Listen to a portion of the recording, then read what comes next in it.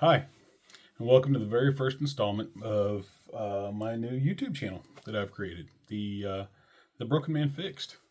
Um, First of all, hi, my name is Brian. I'm a 45-year-old father from Southwest Missouri. Um, I worked in law enforcement for 16 years, I do believe, and in 2003 I quit. Um, I had my own personal reasons for doing it, just philosophical reasons and stuff like that. Just things go in different directions in life, and your mentality changes over time. And I'm never going to say anything negative about my previous employer. You'll never hear me say anything negative about them. They were amazing. They did a lot of good stuff for me. It's just we both went down different paths eventually. So, a little bit about this page. So, back in 2024, I was at a volleyball game with my daughter, and after the game, we did like we normally do, and we took pictures. And I looked at the pictures afterwards, and I just was like, "What the hell, man? What am I doing?" I didn't recognize who I was. I was disgusting. I was the biggest I've ever been in my entire life. 440 pounds. 440 fucking pounds. And I'm 6'3", so I mean, yeah, that's a lot of weight, and I'm a big guy, but still. And I got to looking at those pictures, and I was disgusted with who I became, and kind of felt sorry for my daughter, for one, for having to be seen out in public with me, places, and she never acted like it was an issue with her, but there had to be a little bit of a side of her that was kind of embarrassed by it. I decided that day, I was like, man, I need to make a change. I wasn't living life, wasn't having fun. I was constantly angry, bitter, full of anxiety, depression, all that stuff. Um, and I was just existing. I wasn't living. So I noticed a couple of friends of mine had gone down a weight loss journey. And they were big dudes too, and they were able to do it. And of course, I had followed like lots of influencers online, fitness influencers and stuff like that. And I've got a lot of YouTube channels myself that I follow.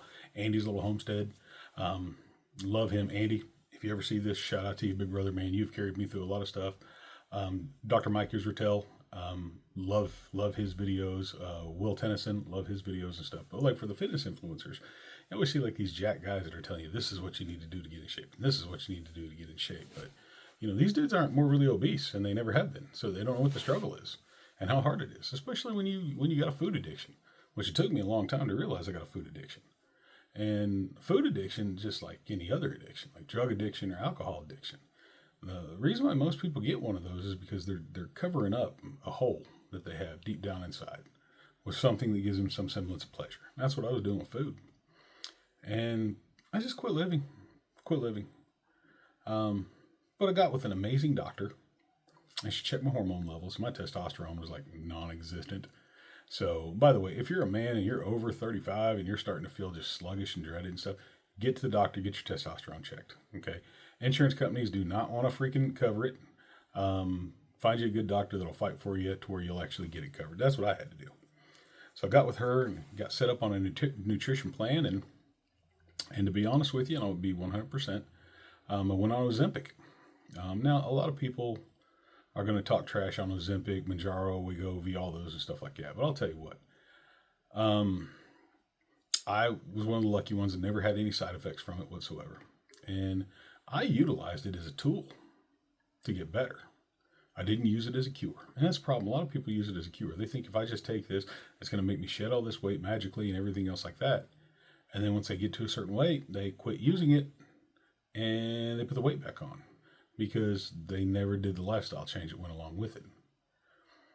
Without Ozempic, I don't think I would have been able to make the weight loss change that I've done. As of today, I'm down like 140 some odd pounds. Um, I would not have been able to get here without it. Um, After I dropped the first 70 pounds, like I said, I went off of it. But I was able to go on carnivore for a long time. Carnivore is amazing, especially for people who are morbidly obese. If you're wanting to drop weight and you're wanting to do it in a way to where you don't feel like you're going to starve yourself or anything else like that, carnivore's the way to go. But like anything else, you have to do other stuff along with it. You have to watch your vitamins, you have to watch your electrolytes, all your intakes and stuff like that. There's a lot that goes into it. It's not just, hey, I'm only going to eat meat and I go along. There's a lot more to it. So I was doing good. I was doing real good. And then in January of 2015, or 2015, Jesus, Mary and Joseph, January 2025, I was at a volleyball tournament out of state with my daughter. And at this volleyball tournament, you weren't allowed to bring food or anything in with you, which I didn't know. So I wasn't allowed to bring in like my boiled eggs and my jerky and my cheese and that kind of stuff. And the nearest place to go get food was about 45 minutes away. And so, if you've ever done like sports like that with a kid where you're at a tournament, you don't have time to go 45 minutes, get food, come back 45 minutes. You just don't have it. So, I ate at the concession stand that they had. And I had a crispy chicken sandwich and some french fries and an unsweet tea. And after about 30, 45 minutes, all hell broke loose in my stomach. It was like the opening scene of Saving Private Ryan, where the guys are like crawling across the beach, they're missing legs and stuff. Yeah, that's literally Normandy was going on in my tum tum. And I was like, well, this is gonna suck. And I had heard people had told me before, they're like, dude, if you cheat when you're on carnivore, been on it for a long time, it's gonna fuck you up. And they weren't kidding. And so that was on a Saturday. Well, then I didn't eat anything for dinner that night. And then Sunday morning, I got up, went downstairs to the hotel cafe that they had in there, and I got eggs and sausage and bacon, stuff that I could eat on carnivore. It didn't last long. I started puking, and I was like, maybe I got like food poisoning from a chicken sandwich yesterday. Didn't think nothing of it. And then we came home that night. That was Sunday, and then the next night I had to go to work. Now I work overnight, so I work. Set 5:30 at night till 5:30 in the morning, 4 days on, 4 days off. Great job, great schedule.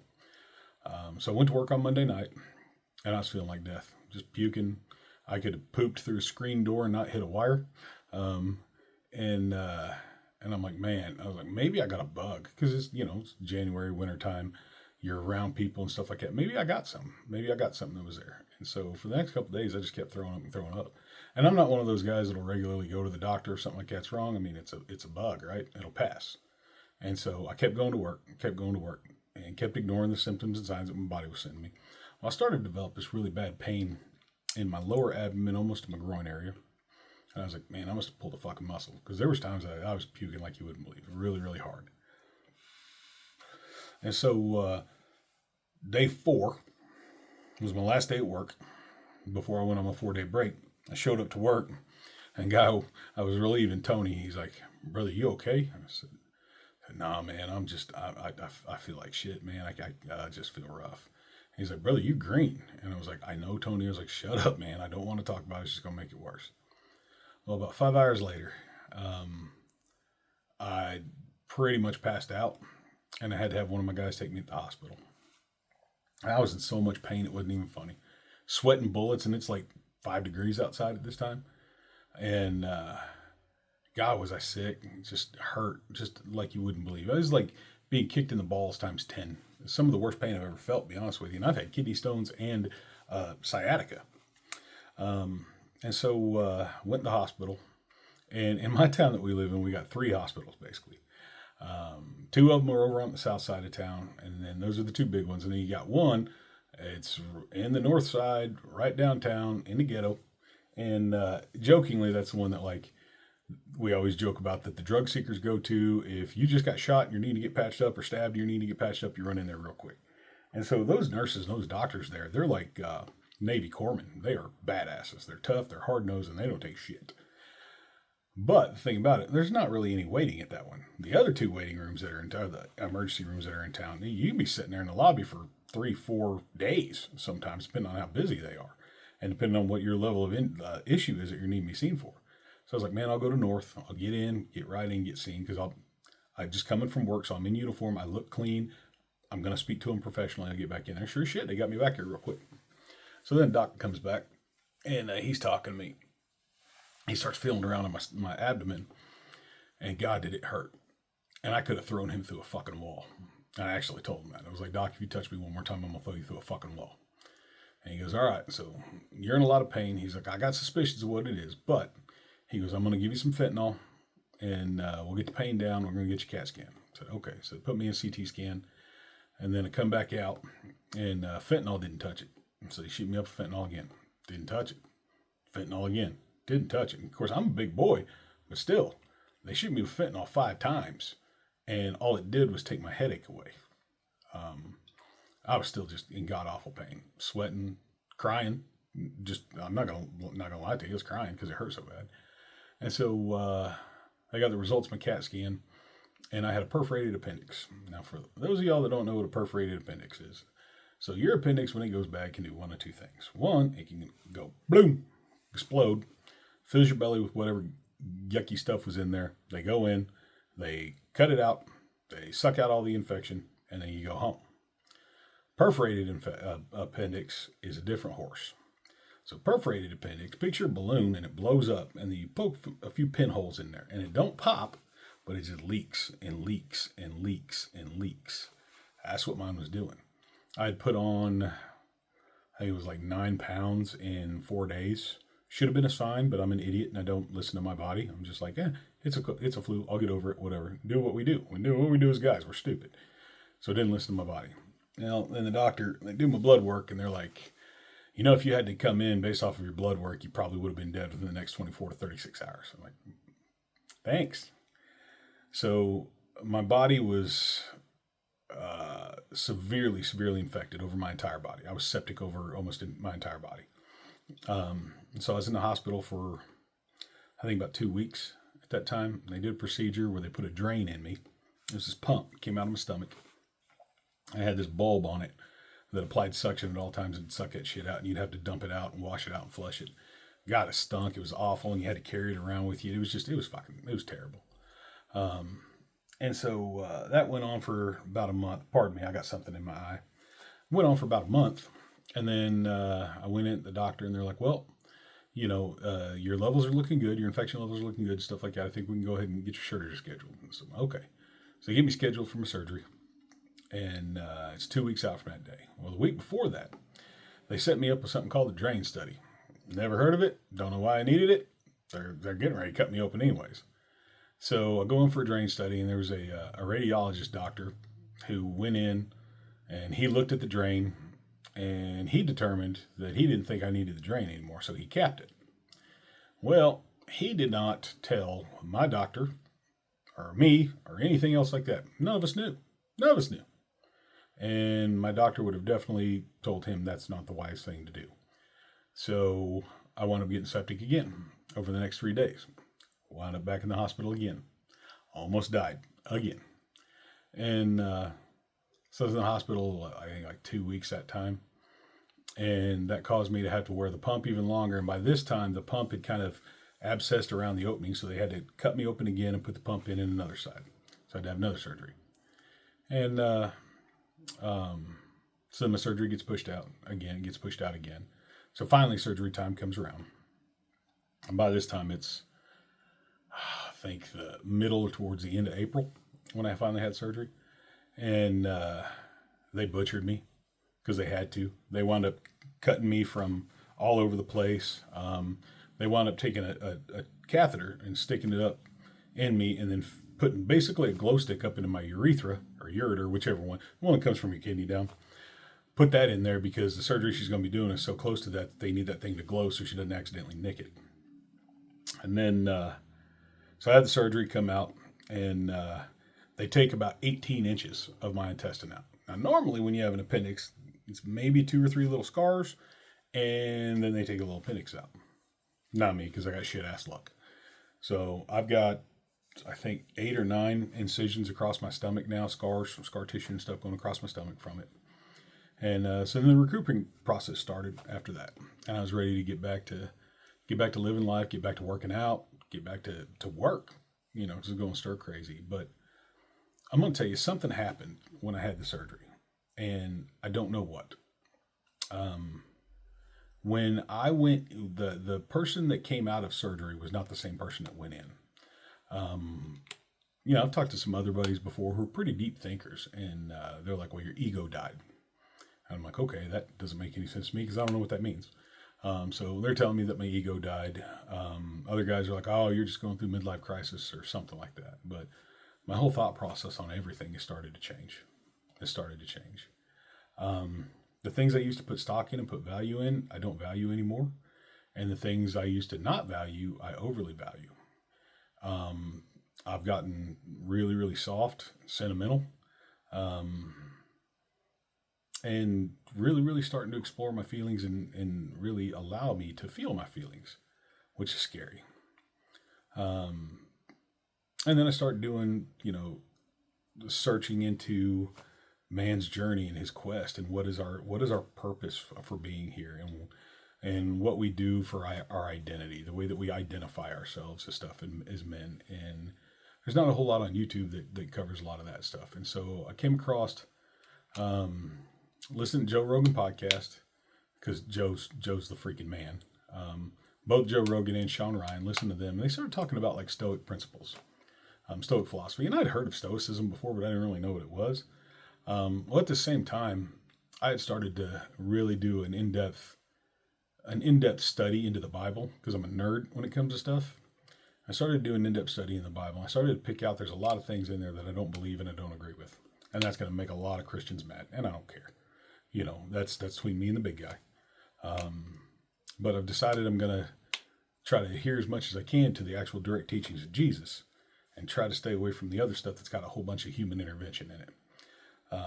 But then I started to study Stoicism too, and I read up on Marcus Aurelius and Epictetus and their teachings of what it is to be a leader, what it is to be a man, what it is to be a husband, a father, um, the teachings on the fallacy of what control is, and coming to grips with the fact that we have no control. The only thing we have control over is how we control our emotions. It's literally all we have. And so all this stuff has started to unlock a whole bunch of things inside my brain. And then with everything else that's going on in the world right now, it's so ugly and it's so dark and so evil that, and I've seen so much of that, too much, and I'm tired of seeing it. And so I'm like, man, I gotta get in gear and I gotta do something. And so I'm gonna create this, and once a week I'm gonna post a video and have a different topic.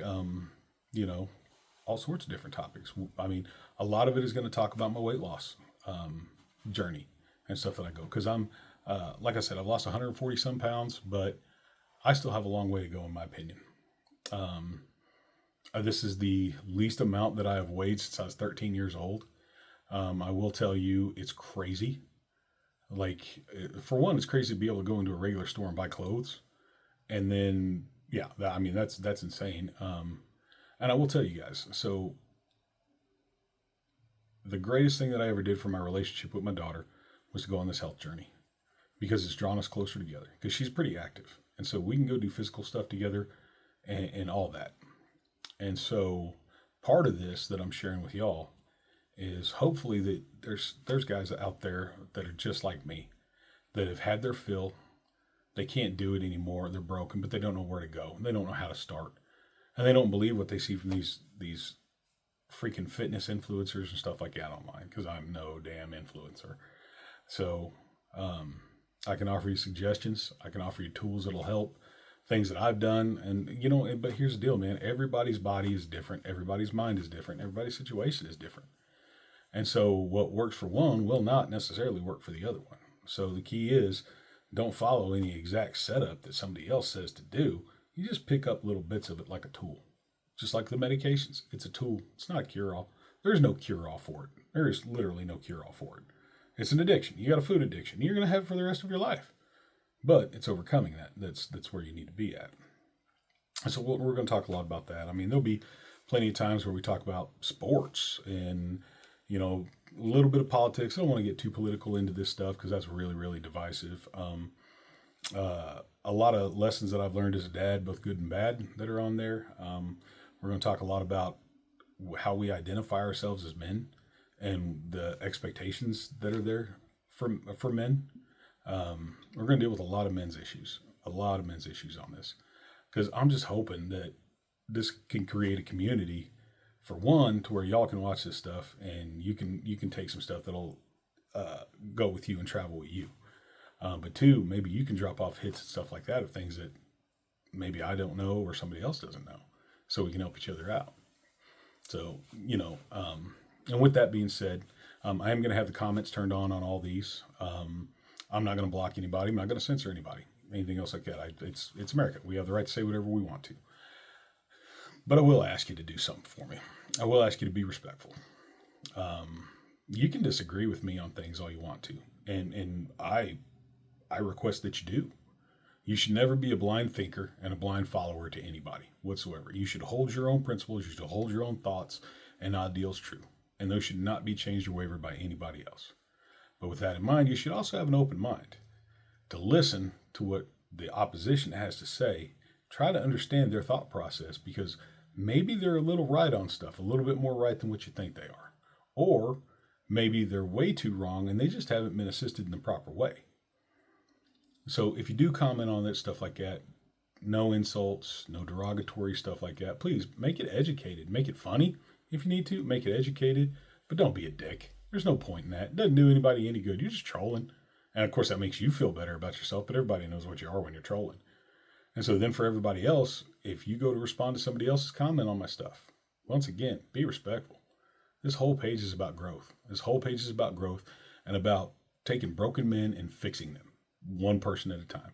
Because, brothers, I hate to tell you, we are dying early at an alarming rate, either by stress-induced issues, diet-induced issues, or by our own hands. And it's an epidemic in our country. Masculinity is dead in our country, starting to rise back up again. But masculinity's got a little bit of fallacy to it.